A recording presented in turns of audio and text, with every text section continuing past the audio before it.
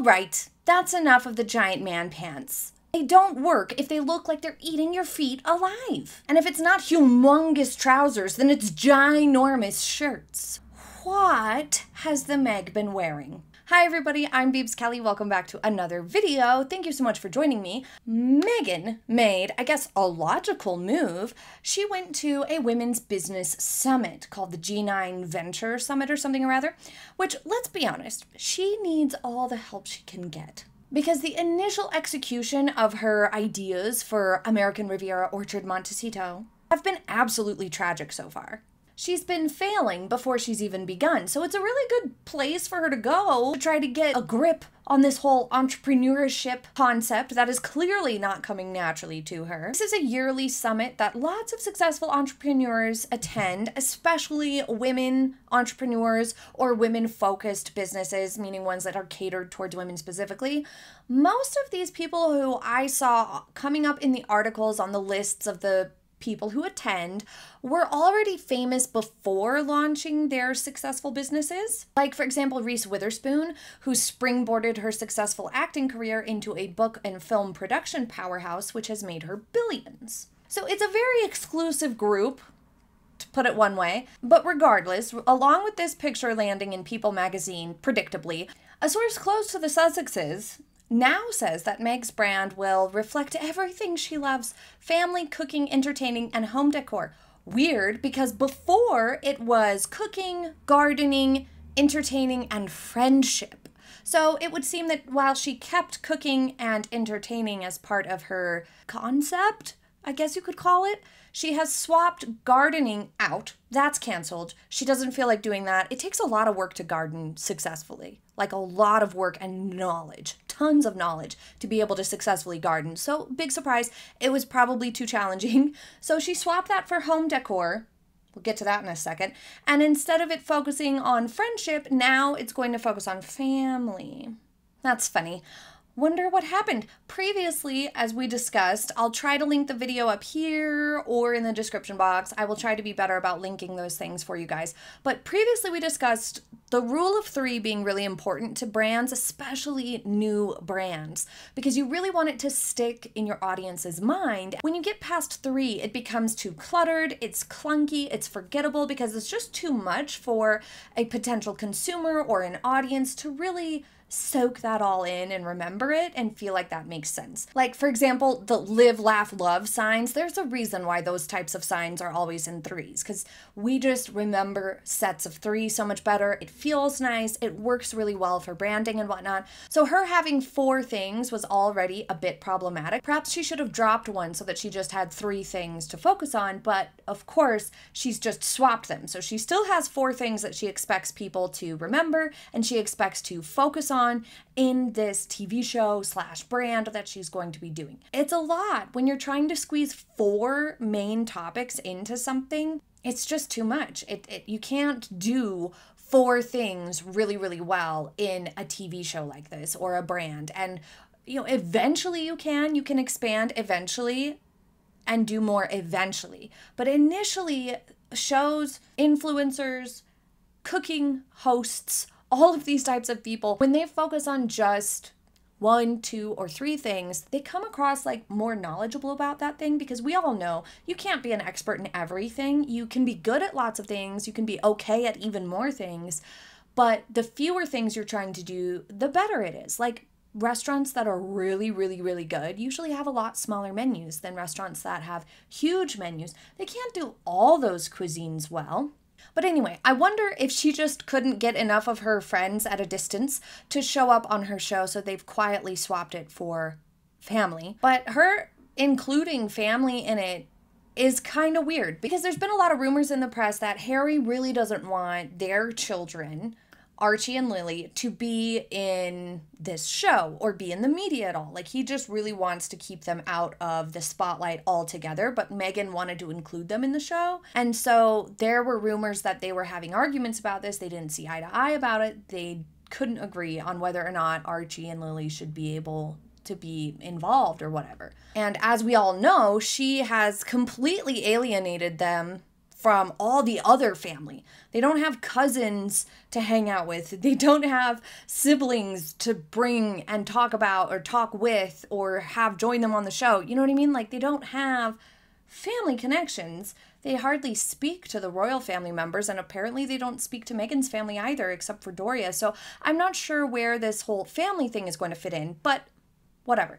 She should have just dropped the friendship part altogether and kept it to 3. But as far as the home decor, well, I just don't have any high hopes for that. Judging by everything we've seen so far from the Meg and from their house in the various projects that they've done that have allegedly some of the time been at their home and allegedly some of the time been at a rented home, regardless, any home decor stuff coming from Meghan is very likely to come across really dated and washed out and beigey, which, hey, it's your house, you do you, whatever brings you calm and makes you happy in your home, your sanctuary is fine for you. It's just not interesting enough to make a whole TV show about. Everything in calming taupes, creams, and sandy colors is not exactly home decor content material. Moving on. This is supposed to be a fashion edition after all. Let's look at this outfit. I personally love the concept of this outfit, just not the execution, not the way the Meg has worn it here. I do like blazers.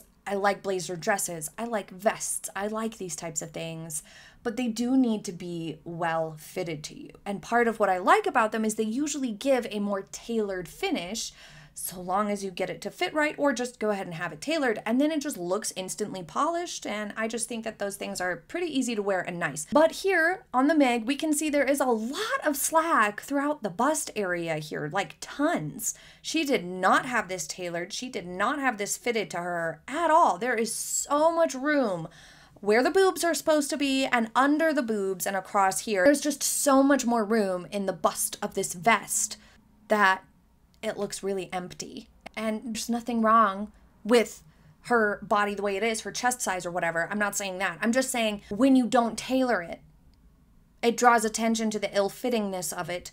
And then it's like, why is there so much extra room there? What's happening? And it also looks like it's probably one of those low back halter dress type situations that she's been wearing nonstop lately.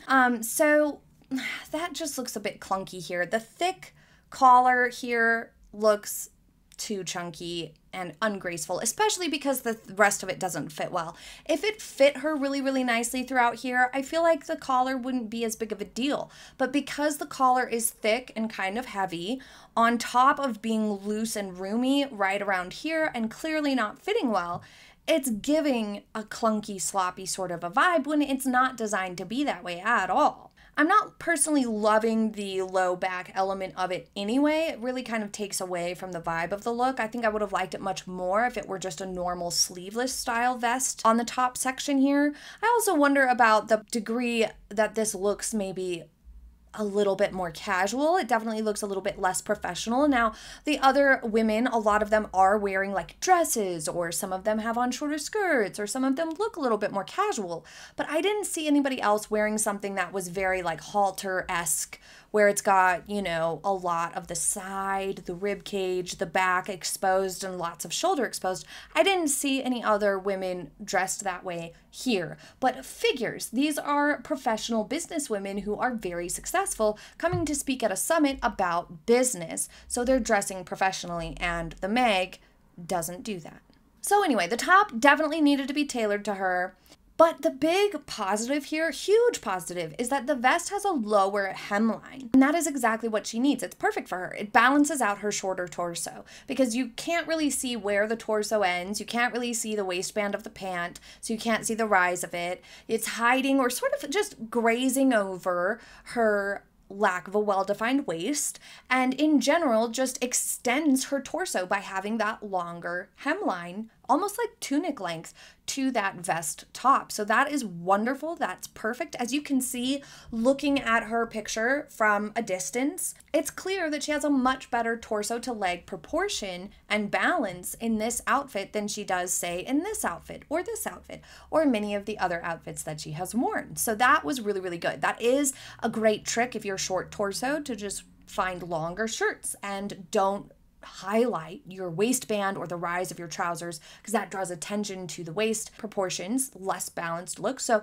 adding balance for somebody short torsoed really starts with dropping down the hemline of the shirts. So that was good. Even the lapel and the single button construction of this top, avoid drawing the eye straight to the waistline and letting it rest there. There's plenty of other things to look at, and it has a really nice flow. The way that the top is just open under the button like that, it encourages the eye to take a vertical tour of the outfit, which is really, really helpful. Aside from some wrinkles, which is forgivable because it is a linen outfit and it was probably pretty hot, it's a clean and tidy look if you take away the wrinkles and the slightly ill-fitting nature of this whole thing until you get to the trousers.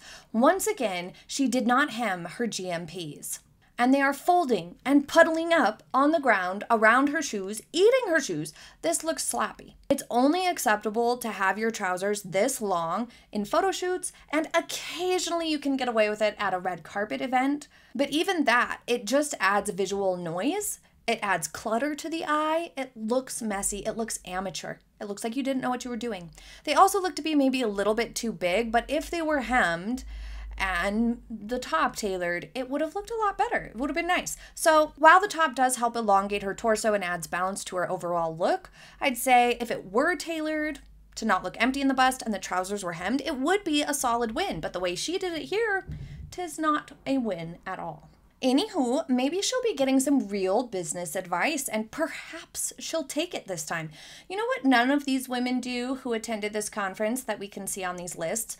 Talk absolute garbage and just lie about their families all over TV. Just saying, it's not exactly good for business, the things that Meghan and Harry have been doing the last few years. I have always thought that if Meghan would just set her sights on making a successful business rather than being right, she may actually be able to control her urges to try to upstage people or shoot venom at her in-laws and generally be terrible.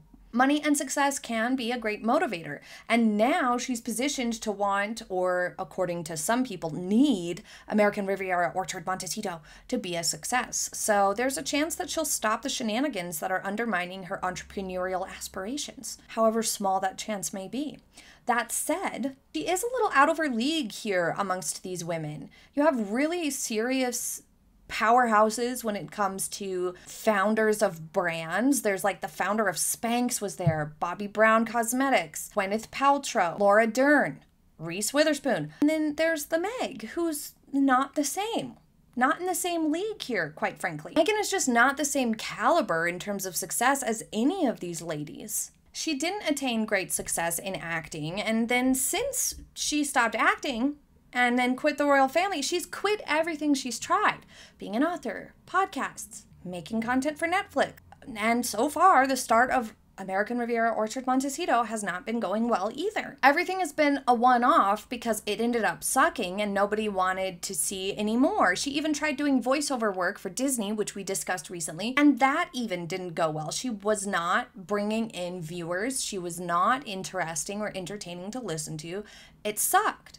So everything she's done, she's either failed at or just quit and given up. Archetypes was the absolute worst. The Bench is a pathetic excuse for a children's book. The Netflix show only showed her to be a narcissist and a liar. The list could go on. And I'll point out again, not one of these other attendees has dabbled in the airing of personal laundry or details the way that Meghan and Harry have.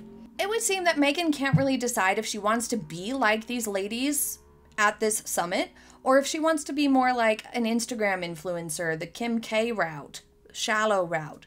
What is her goal? She really needs to sort that out, because those two separate goals really don't align well. You have to kind of dive into them fully and take those paths fully and live as if that's your goal. Because if you're trying to launch a business, you can't be alienating customers, investors, and other businesses from collaborating with you or buying your product or working with you. And that's what she's been doing. If she just wants to do like Instagram influencing, then what the heck is she doing at the G9 business summit full of big, rich entrepreneurs? Makes no sense. If you do want to have a successful business, then you really need to know your audience and behave. yourself if you want to be successful in business. And so far, we just haven't seen Meghan able to do that. So perhaps these ladies will inspire her to do that. Who knows? But furthermore, I would say these smart business people here probably didn't necessarily appreciate and don't want to be associated with the Meg and her toxic image. So perhaps they found her presence a little bit sus. But speaking of trying to upstage people, Meg went out and called the paparazzi to let them know where she'd be to ensure that pictures were captured of her cosplaying Diana once again. We have been over just how strange and weird it is to dress up like one of your in-laws in this manner, the way that she does it so closely, but it's worth repeating. It's not paying homage, and it's not healthy. It is very, very weird. The comparison is often made to Catherine wearing looks that are similar to that which Diana wore, or ensembles that seem to be giving a nod to Diana, for example. But never have we seen Catherine in an identical or nearly identical outfit that I have ever seen, unless it was an incredibly standard style. Something really, really common, like a skirt suit in a similar hue, is not necessarily a nod to Diana. Did both women wear white skirt suits? Yes. Is it going to be paying homage every time somebody wears a white skirt suit? Absolutely not. But doing weird, creepy things like hunting down or having a top made that is almost identical to this that Diana wore is creepy and weird and not a common style. That's not just like, oh, we both happened to wear white sheath dresses one time. No. This is a totally different ballgame with Meghan. With other people in the royal family, there's not always a connection. Sometimes it might be giving a nod or paying a nice little tribute, but it's very subtle. It's very, very different. What Meg does here is weird. The issue is that it's often a near exact copy of an outfit, and that's where it crosses over to odd.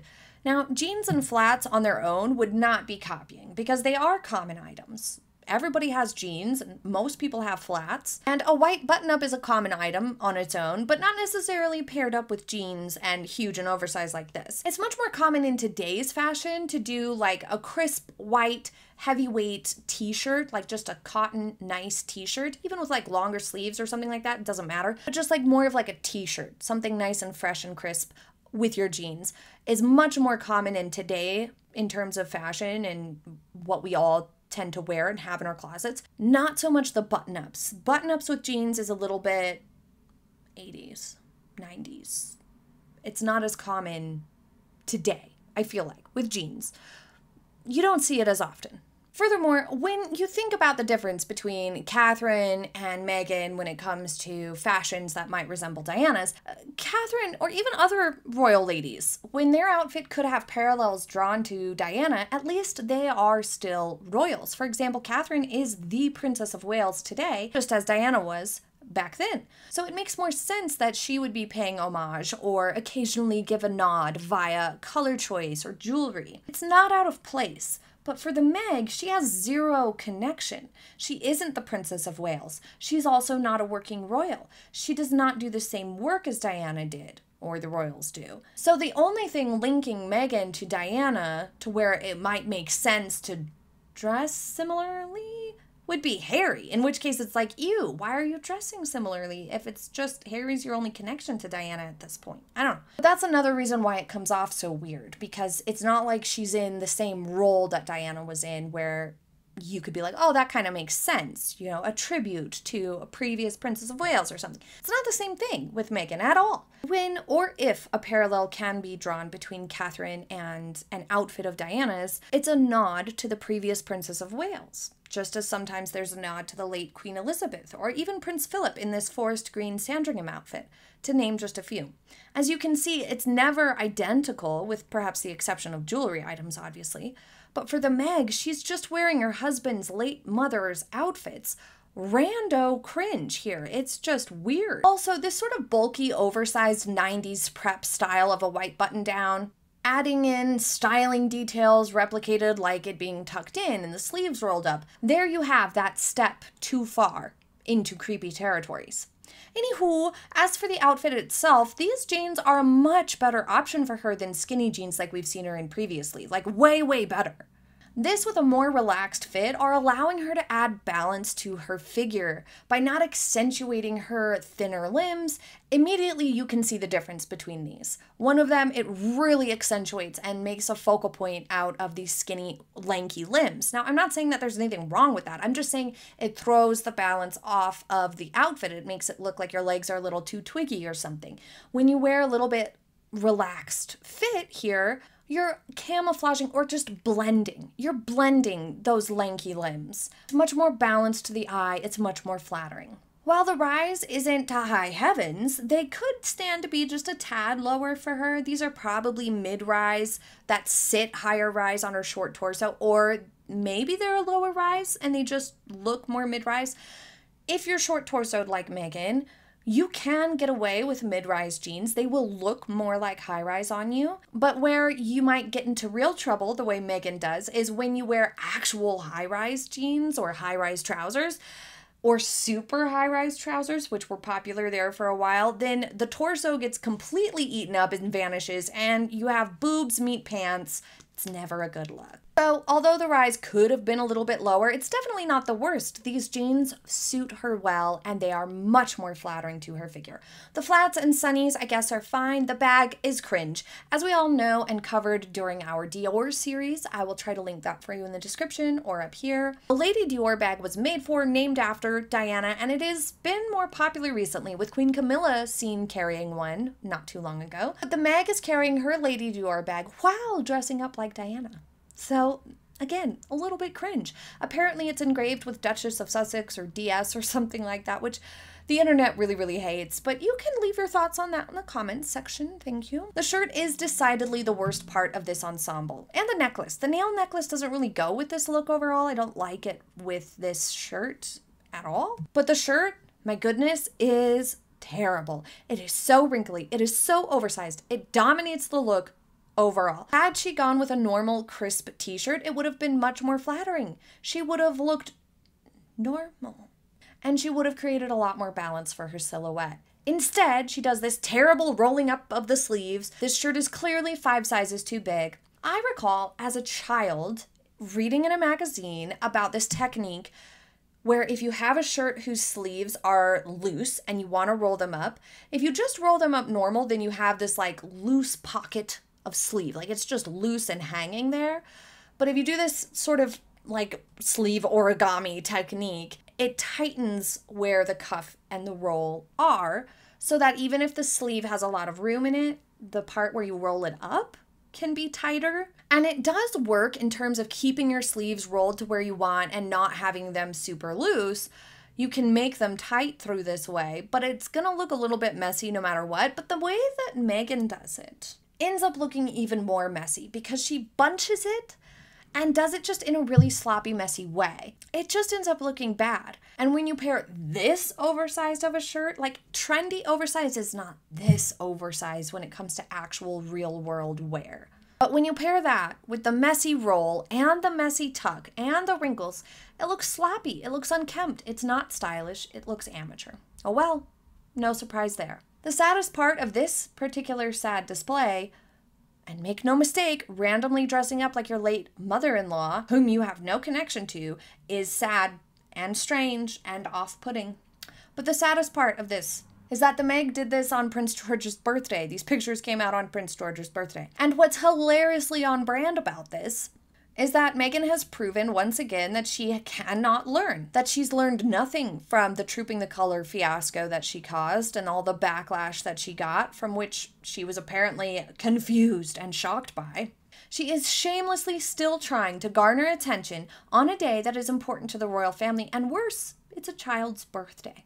Who does that? It's a weird move for anyone. If it's your nephew's birthday, and you try to steal the shine somehow, or you're sharing weird news, bad news, good news, or you're just like, I don't know, doing something to take attention away from your nephew, you'd be shamed in real life by like everyone else there. It's just so strange. And she does this spiteful stuff and it only makes her look small and pathetic. It's gross.